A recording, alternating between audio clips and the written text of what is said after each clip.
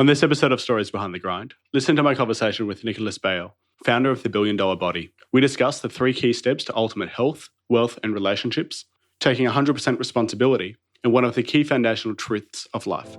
My name is Aidan Vocalo, and here you will find business strategies, tips, and tactics that you can incorporate not only in your own venture, but your life, to help you simplify and strategically grow, scaling up the impact you are having in this world.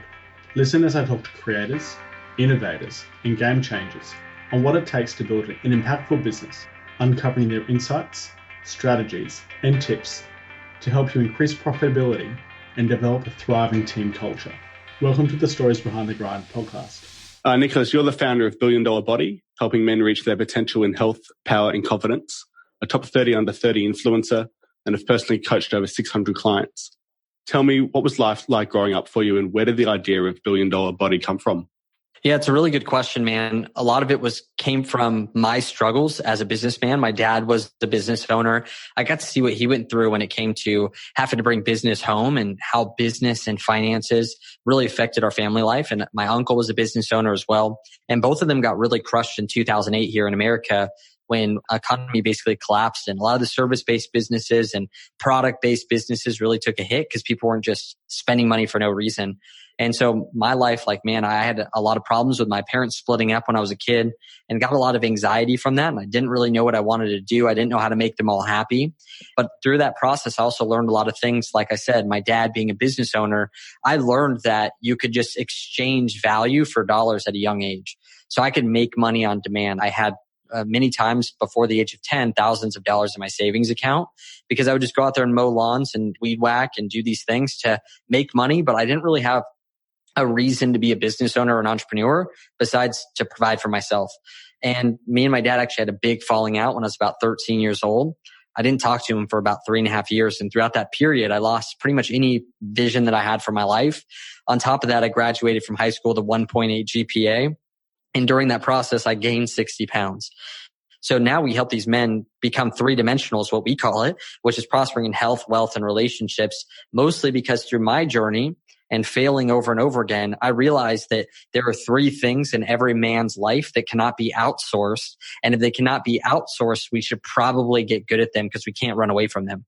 Those 3 things were their relationship with their intimate lover, right? You have relationships with your family, your friends, people that are like family, and then a network. You have your health, which is mental, physical, spiritual, and emotional. And you can get help, you can get a plan to follow, but you physically can't have someone eat for you. And you can't have someone move for you. And then when it comes to wealth and being a provider as a man, I worked specifically with men who own businesses. And I knew that it was our moral obligation to cast that vision and to build something that's growing or would never reach our full potential. So throughout that process, man, I really failed in all of those. Like I said, 60 pounds overweight, 1.8 GPA. And even when I got into business, I didn't produce more than $3,000 in a month for 3 years. So my goal now is to take these men that are on a similar journey to help them gain the skill sets, gain the network, and gain brotherhood to be able to empower them to be able to actually prosper in those 3 areas of their life. Definitely helping men, take back control of their health, wealth, and relationships can definitely help them sort of be better versions of themselves. Well, physically, if they aren't doing that right now, they're literally living life in a way that's agitated, in a way where they're not happy. And I already know this because that was me. No matter how much you achieve money-wise, if you're not feeling good every day, legitimately, you'll still have insecurities. You'll think about your money when you're out in public, but nobody at the gym and nobody at your daughter's birthday party cares about how rich you are. Because in each environment, you're only honored for certain things. Like at the gym, if you're not fit, no one cares about your bank account. If you're at a business event, no one cares how fit you are. It matters how much money you have. When you're at a relationship thing, people only care about relationships. And so no matter what, all these areas of life cause insecurities if we don't feel confident and feel like we have control over them. And so really it's I know already that people are struggling with it. And the reason why is because I went through it myself, man. And it was definitely a tough journey. And I appreciate you creating spaces like this so that people can have breakthrough and not have to go through the 3 years of crap that I went through to just build a business. They can legitimately take the ceiling that you and I have and make it their floor that they start out at. Yeah, definitely, for sure. Are there any common areas out of health, wealth, and relationships? Are there any ones you try to focus on first when you're helping men? So I really focus on the actual personal development of the man because I truly believe that the man who shows up in the situations of health, wealth, or relationships, who that man is can transform that specific result. So I really focus on like, what do they want out of life? Why are they doing what they're doing? And how can we tie like what they want out of life, why they want it, to actually get them to do the things that it's going to take to go out there and do it. So I very much so focus on the man first. And generally like that's around wealth. 66% of our 2,400 members want to go out there and actually build, like make more money. That's the number one reason why they come in. So the big thing for us is like we give people what they want and then actually we sell them what they want and we give them what they need. And so we show them that, hey, like without going out there and transforming yourself, transforming your relationships, transforming your health, you're not going to be able to go out there and build that business that you want. But definitely focus on how can these men gain power and confidence themselves so that when they show up in that area of their life, their health, relationships, or wealth, it's really not either of those. For each man, their motivation to become powerful and confident is different, though I do focus on the man because I truly believe that if I were to take someone like yourself who has all these expertises, and if I take one of our guys that don't have an expertise in the area that you have an expertise, if I were to put you in their situation, you would make it work. Like you know how. You feel confident. You feel powerful. You understand how to create results in those areas. And so really I try to figure out, man, like what results are they really trying to create right now? And we focus on them first, empowering them, giving them the confidence, giving them clarity of vision, and then equipping them with the actual tactics to be able to produce results.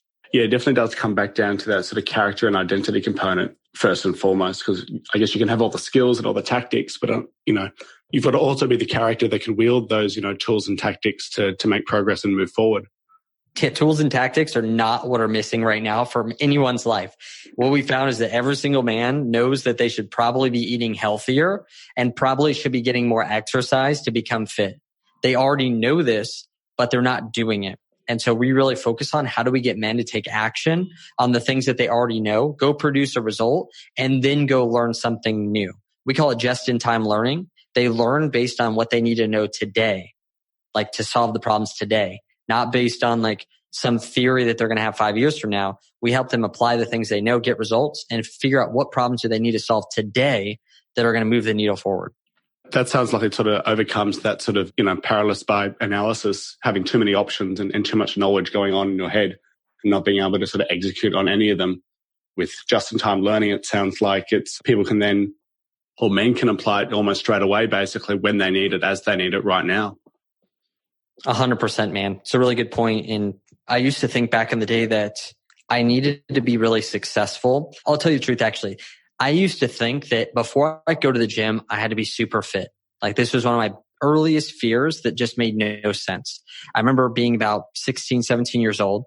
And I was like, man, I want to be fit, but like I'm too scared to go to the gym because if I go to the gym and I don't know how to use the equipment and I'm just not that strong, I'm going to be embarrassed. So I was like, how can I get like strong and fast and fit without going to the gym? And the same thing happens in men's lives where we're like, man, like I'm just not successful enough to show up to networking events. I just don't think that I make enough money to invest in myself. I just don't know if like I'm ready for a relationship because I'm just not that good at relationships yet. And the biggest problem around it is that it keeps us from doing the very thing that's going to give us progress. And that's what happened to me.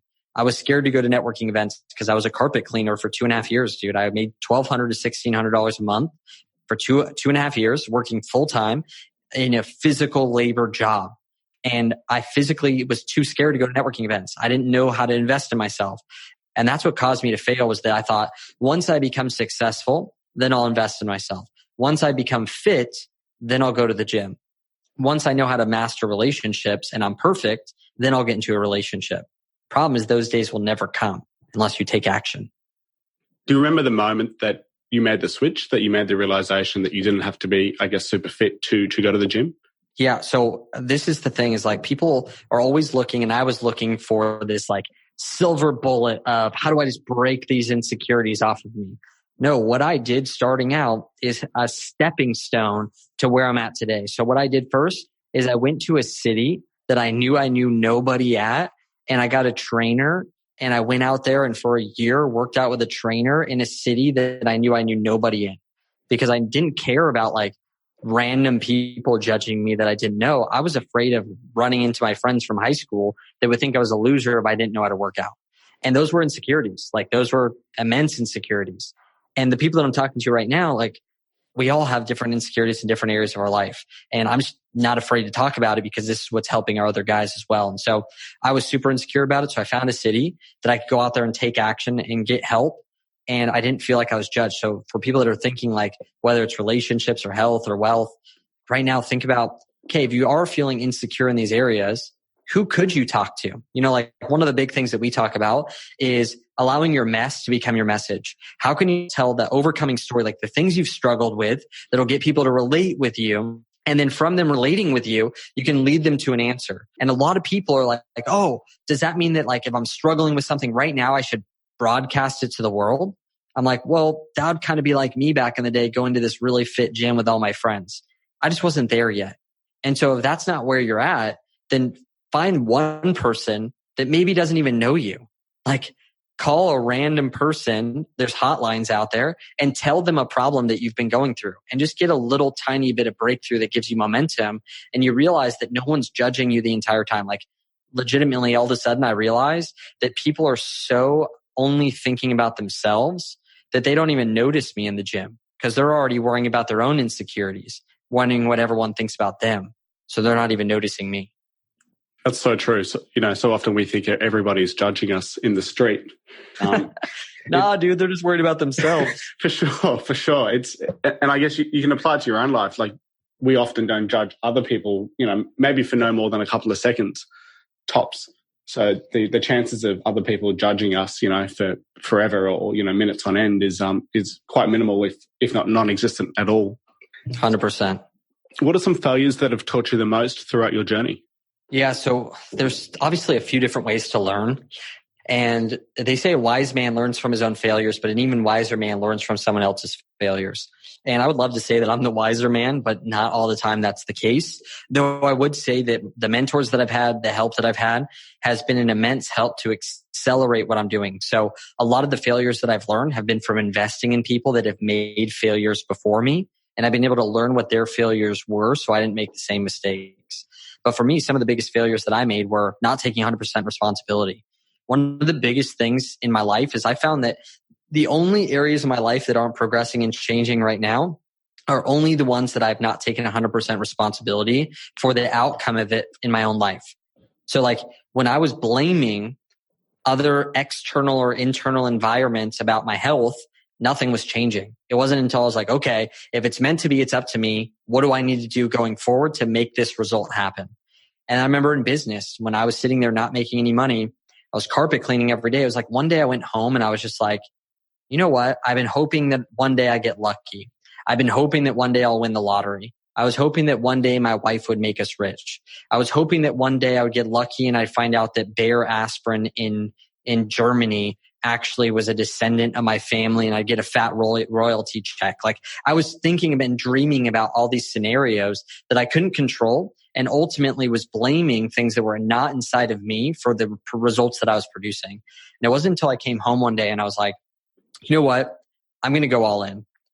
If I want to make 6 figures, if I want to make 7 figures, if I want to have a life of freedom, if I want to like create all these results, if it's meant to be, it's up to me. And I found that the only time I can see progress in my life is when I took a 100% responsibility. And I feel that that's the foundation of success in any area of life. And instead of looking at tactics, which is what most people do, I like to look at the foundational truths that I can bring with me into any industry at any time of life. Whether I was born in 1000 BC or born in 3000 AD, that I can actually use those principles to have a successful life. And taking 100% responsibility is definitely one of those principles. What does 100% responsibility look like for you? Everything's my fault. And everything that I produce is also because of what I've done. So for me, the biggest thing is that I look at my success as a group effort. I look at my success as the mentors that I've had, the teaching that I've had, the education that I've had. But also I know that I've had a hand and that I take 100% responsibility for the wins that we produce. But equally on the other side, inside of a company, inside of my marriage, inside of my own health, everything that does not go correctly is 100% my fault. End of story. That is the very beginning of taking 100% responsibility. Oh, someone ran a car into your house, like it's your fault. Oh, someone drove your car and ran it into a wall, that's your fault. Someone in your business stole from you, it's your fault. Your 100th employee messed up on a social media graphic and made a mistake, it's your fault. Like everything's your fault. And that, if everyone does that, that's a culture of excellence, because we also teach inside the company. We teach inside the relationship. I have to do it, but then my wife does it as well. And when two people take 100% responsibility, it creates a massive culture of power. But first, it starts with one person. And that's knowing that the results that you're creating in your life are your fault. So if you're not happy where you're at right now, the first step of taking 100% responsibility is to look at, and I learned this largely to one of my Navy SEAL mentors. I've had him as a mentor for 9 years.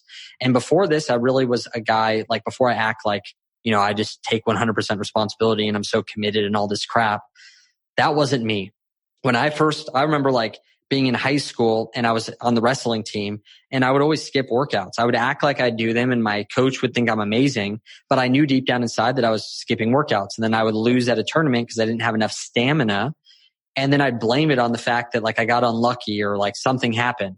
And I did this all the time. And so one of my Navy SEAL mentors, I realized how committed he was and how he took 100% responsibility for everything.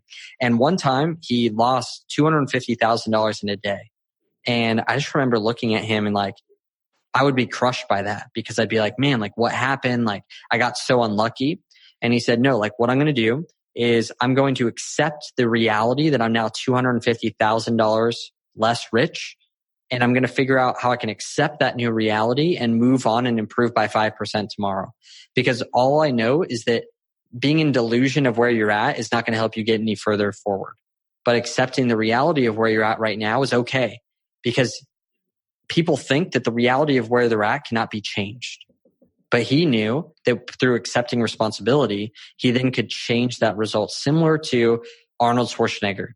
He's inspiring to me because he was so fit, yet he covered up every good part of his body and only exposed his calves when he worked out. And the reason why is because his calves were the worst part of his body out of his whole physique. They were too small. And most people would hide their calves and show their arms. Why? Because they think that they've just been blessed or like, cursed with small calves. Whereas he looked at it as that was an area he wanted to focus on because he knew it could change. And if he focused on it, he can make them bigger. And so accepting responsibility looks like wherever you're at in your life, actually recognizing where you're at, accepting where you're at, and figuring out how you can move on from there. That's often such a tough thing to do, to accept exactly where you stand, right where you are, not wishing you were somewhere else. Yeah. I mean, that's what it takes. Like if success was easy, everyone would be successful. Like the definition of mediocrity is just being like everyone else. So even if everyone was successful, nobody's successful, actually. There's still going to be someone who's actually successful. So if you want to be successful and you don't want to be mediocre and average, which is just being like everyone else, you're going to have to do things that mediocre and average people won't do. And because people are listening to podcasts and shows, I know there are those types of people. So is it hard? Yes. But is it right? Yes. And if you want to be successful, do you do it? Yes. So are you going to do it? Hopefully the answer is yes. You mentioned before about having these foundational truths, they can go from, anywhere from, 6,000 BC to 3,000 AD. Are there any foundational truths that you'd like to share with the audience? Yeah, I believe giving, like doing the right thing is a big one, but that's all based on like what your moral compass is. But I think giving is such an interesting one that most people overlook. A lot of people, this is what I see in the theme of most of the men that I see. There's the men that are out there that are just trying to take, right? And then there's the men that are out there that feel like they're just giving and like never getting anything back. Like no one ever gives to them. Like they give everything and no one ever pays them. And what I found with these two different mindsets is that mindset of thinking, man, I give so much, but I never get a return. So now I need to put my boundaries up and make sure people pay me and all this stuff. What I found from that person is that when they give with strings attached. And so because of that, everyone feels awkward and they don't really feel like they're being given to, which means they don't actually want to reciprocate it either. And true giving is giving without expecting anything in return, knowing that by a foundational principle, a law, just like gravity, that it'll actually come back to you. And one of the like big defining stories for me that really shifted my mindset when it came around money and giving was there's a story about a guy here in California that he was driving down the 5 freeway, which is our main freeway that goes straight up and down California. And it was the middle of the night. So he pulled off on the side of the road. He went to go check out this hotel. It's the only one in the area. And he walked in and he asked the guy at the front desk, he was like, hey, it's $100 a night. Do you think I could give you $100 and go check out the room? If I don't like it, I'm just going to keep driving. And the guy was like, absolutely, go check out the room. I'll take your $100. So that guy took the $100, but he ran to the bar next door and actually paid off his bar tab with it. And so imagine this guy's like in his hotel room checking it out, but that guy had already spent the money that he had given him to hold as a deposit. So the bartender grabs the $100 and he goes to this other guy and says, hey man, remember the garage you fixed for me? Here's the $100 I owe you. And the guy grabs the $100 and looks at one of the ladies in the bar and says, hey, like, remember that $100 I owe you? Here's that $100. That lady runs out of the bar, runs back to the hotel, gives it to her husband and says, hey, honey, here's that $100 that I owed you. Thanks so much. And it was the guy who owned the hotel. That guy came back from his hotel room that was checking it out and said, hey man, I think I'm going to pass. I'm going to go hit the road. Thanks so much though. Took his $100 back, put it back in his pocket and drove off. And I thought that is such an interesting story because money, it changed 5 people's hands, but nobody lost a dime. Do you see that? Like nobody actually lost $1. The hotel person, owner, gave it to the bartender who gave it to the guy at the bar that gave it to the girl at the bar that was the wife of the guy who owned the hotel, who gave it back to her husband. And all of them got paid off, but nobody actually lost $1. All it did was exchange hands. And at a very young age, this was the first law that I truly fell into. I was probably making about $40 a week at the time. And I would give away about $12 of the $40 every single month to other people. And I would constantly ask, with the rest of my $28, what should I do with it? And I kept a record of this. And without doing anything different, a few months later, I was able to give away $540 in just 1 week. And it was a principle that just like somehow, like you can't give yourself into poverty. Like I've never found anyone who's generous and has given themselves into poverty. And I truly believe that giving, like that could be time, it could be things, it could be money, but truly being giving with what you have, it not only like blesses other people that come back to you, but it actually unlocks an abundance mindset inside of yourself where now you're thinking and operating differently and opening yourself up to bigger opportunities. So giving is more for you. That's why it says more blessed is the hand that gives than the hand that receives. And so like one of the practices that I do is I have a bunch of watches. And a lot of these are style watches. They're not like a Rolex and all these other things. And so they're anywhere between like $150 to $500. And one of the big things that I've done for my sweaters all the way to my shirts and everything, shoes, is people will come up to me and say, man, I love that watch or I love those shoes. I just go, you want it? And they always say yes or no. And if they say yes, I give it to them. Why? Because I don't want myself to have this limiting belief that there's not enough out there for me to be able to give. And though it's helping the person, it's actually helping me because it's opening me up to an abundance mindset that there's more than enough out there for me, which gives off an energy, a mindset, a way of communication, which makes me way more abundant and I get way more from it. That's a really powerful story. And definitely giving as a way to not only help yourself, but help others along their journey. Especially there's nobody who's rich today that doesn't give. Like, guarantee it. Even stingy ass companies and stingy people that are all about themselves, they give because they know it comes back. Like, and a good place to give is like 10% of your time, 10% of your money. It's a great place to start. Just cut it off the top. Don't think about it and give it to something that you really care about or that you believe in or a church that you're part of or whatever it is. Like that's a great place to start. Like tax yourself on giving and maybe tax yourself when it comes to saving and investments as well. And I guess you'll find a way to make up that difference anyway. You'll adapt to the 90% of what you have left. That's what everyone else does anyway. People make they go from making $2,000 a month to $10,000 a month and they end up making no more money. They just raise their living expenses, right? So like my mentor always told me, Nicholas, your goal should be to live off of 50% of the income that you make.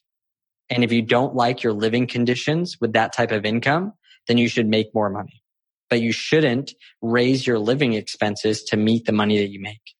Wow, that's exactly the same thing my dad told me when I was quite young. He said it a little bit differently. He said, save more than you spend. And I always took that to be, save at least 50% of what you earn. Yeah, which if everyone did that, everyone would be fine. Like that model doesn't not work for anyone. Yeah, would someone who makes $3,000 a month be super frustrated trying to live on 1,500? Yeah, then go change it. But like they'll be really happy in 40 years if they live off 50% of what they make. Definitely. And it then allows you to sort of grow and not live beyond your means and take on all this debt just to fund a lifestyle that you want to maintain. Or, when the economy collapses, you might lose your job and then, it's easier to sort of wind it back if you're only living on half of what you earn. Are there any... For people out there that want to know the 3 main stages of money is you only have 3 core stages to master. Number 1 is production. Number 2 is actually keeping, like how do you save and keep and like make sure that you're not just blowing it all. And then you have investing, like growing the money. And you actually have this for every area of your life. If you really think about health, you're like, okay, first I have to know how to be healthy. Once I know how to be healthy, I have to know how do I keep this result after I can create it. And once you keep the result, you have to think, how can I make progress? How can I keep growing and building on top of this fitness level, this health level that I've created? Same thing happens with money. And most people don't truly know how to produce. That's number 1, which means that the power's in your hands, that if I stripped you naked, threw you in the middle of the outback, right? I think that's what it's called. What do you guys call it? Yeah, the outback. That's right. Yeah, with some aboriginals, mate. And I'll throw you out there with some aboriginals with some petrol, mate. And you're stuck there and you can go out there and boom, create wealth within the next 90 days. Be right back to where you're at. Why? Because you've built the skill sets to be able to produce, to become a producer, someone who can create money on demand. That if you got fired, you know your value to the marketplace, just as my dad taught me. First thing he taught me was to be a producer. Nicholas, what do you have that's valuable? Mowing lawns, weed whacking. Great. Then can you go exchange that value for dollars? Yes. Can you do that at any time? Yes, absolutely. And so now I can go create money. I become a producer. So first step is like to ultimate freedom in finances is being able to produce. Sure, definitely. And knowing your value is quite important too. Like, I guess that comes wrapped into it.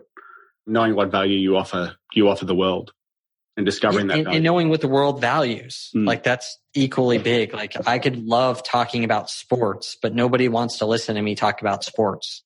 Like I think it's valuable because I love it, but for the most part, no one's going to like it. But you can grab a weed whacker and a lawnmower and I guarantee you that you can do that and someone will value it. It's just, do you want to do that with your life? And so, a big piece of it is what do you want out of life for sure.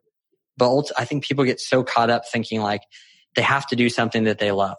No, everything that like Darren Hardy, who owns Success Magazine, or he did, big influencer. He said 90% of the things he does every day, he doesn't like doing. It's just the 10% so amazing that it's worth it. For sure, yeah. There'll be things you do that you don't enjoy, but you sort of have to do. But if you've got that higher ordering principle and you know where you want to go, you can definitely make that 90% doable. For sure. Heck yeah, it's way worth it, man. That leads in well to our final question for the podcast. Nicholas, what's your definition of the grind? Fun, man. The grind to me is being able to put in the repetitions to become great. Perfect. Repetitions every day. Nicholas, where can people find more about you in Billion Dollar Body? Yeah, man, I really appreciate you having me on the show first off. And for everyone that's listened this far, like I'd love to be able to connect on Instagram. My name's Nicholas and then Bayerle, like Bayer aspirin with an L-E at the end. And you can find me on Instagram, send me a message. I would love to be able to connect. Again, if you made it this far, that means that we're like basically best friends now. We've spent like 30 minutes together. So would love to be able to connect there. And I appreciate you so much for having me on the show. And for the guys out there that want to have this power and confidence to be able to prosper in every area and be around people that are like that, we have a live event called bdblive.com. And this is only once a year, sells out every single year. So if there are tickets left, I highly recommend that people grab one. For sure, definitely. Nicholas, thanks again for your time. Really do appreciate it all the way from the States. Thanks again. Thanks, man. Appreciate it. Thanks for listening to this episode of Stories Behind the Grind. Please share the podcast. And if you're not already subscribed, be sure to do that right now. If you enjoyed this episode, I'd love it if you could do me a quick favor and rate and review the podcast. This lets the platform know that I'm doing something right and people like the content. It'd be a huge help and I'd be really, really grateful if you could. Until next time.